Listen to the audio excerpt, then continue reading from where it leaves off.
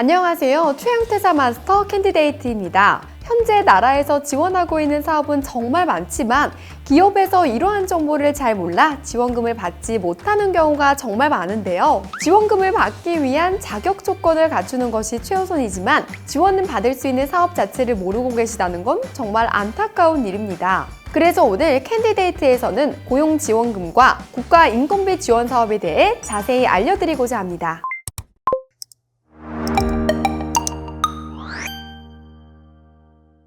기업의 성장 및 경쟁력 강화에 가장 큰 영향을 미치는 건 바로 노동력이라고 할 수 있는데요. 이런 인재 채용을 위해 치열한 고용시장 속 중소기업에게 지원금을 지급함으로써 기업의 성장과 경쟁력 강화에 용이하도록 지원하고 있는 사업입니다. 이렇게 지원금을 받은 기업은 추가 투자 및 기업 발전을 시킬 수가 있습니다. 생산성은 더욱 향상시키고 기술 혁신을 이룰 수 있는 기회의 발판이 되기도 하죠.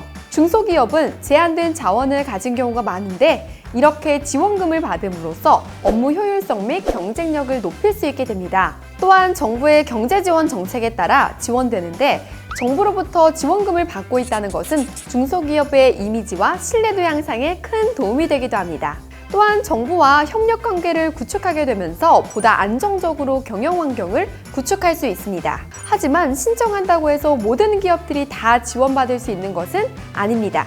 기준과 요건을 충족해야만 하는데요. 수많은 지원 사업 중 어떤 것이 당사와 적합한지 체크하신 후 지원하셔야 합니다.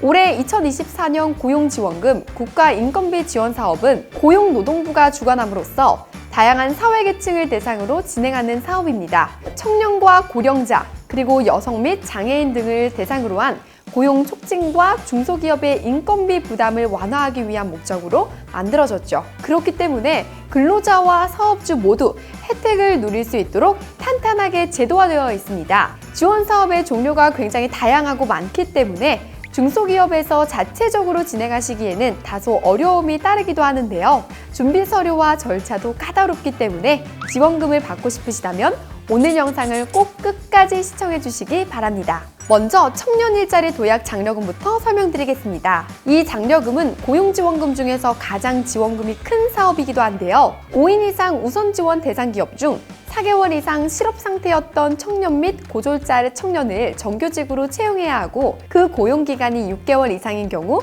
2년간 최대 1,200만 원의 지원금을 받을 수 있습니다. 워라밸 일자리 장려금은 실근로시간을 2시간 이상 단축한 사업주로 근로자 1인당 월 30만 원을 받을 수 있는 제도입니다. 이 장려금은 일정 기간 동안 소정의 근로시간을 단축해서 근로자가 가족을 돌보는 것과 같은 일과 삶의 질을 향상하고자 도입된 제도인데요. 지원 요건으로는 취업규칙 및 인사규정 등의 단축 관련 규정이 마련되어 있어야 하고 단축 근무 이전에 6개월 동안 주당 소정 근로시간을 35시간 이상으로 근무한 상태이어야 합니다. 고용촉진 장려금은 직업안정기관 등에 구직 등록한 사람으로서 취업 프로그램을 이수한 사람 혹은 고용인 1년 전 이내에 구직 등록 이력이 있는 사람 또는 1개월 이상 실업 상태인 중증 장애인, 여성 가장, 섬 지역 거주자를 고용했을 때 신청할 수 있습니다. 그 중에서도 우선 지원 대상 기업인 중소기업의 경우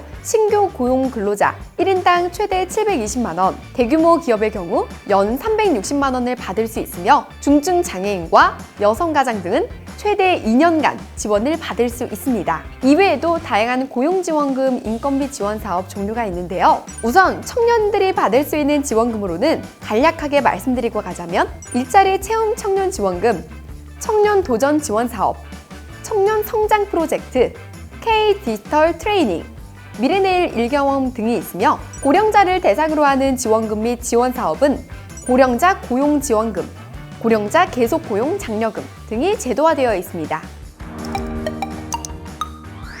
오늘은 정부에서 지원하는 고용지원금 및 인건비 지원 사업에 대해 알아보았는데요. 금액만 따져보자면 그리 큰 금액은 아닐 수도 있지만 결코 작은 금액은 아니라는 것 꼭 유념해 두시길 바랍니다. 만약 위에 설명드린 것과 같이 당사가 지원금 및 지원 사업에 해당된다면 반드시 내가 받을 수 있는 혜택에 대해 자세히 알아보시고 꼭 신청하시길 바라겠습니다. 오늘 영상이 도움되셨다면 구독, 좋아요 잊지 마세요. 그럼 다음 영상은 더 유익한 정보로 찾아오겠습니다. 감사합니다.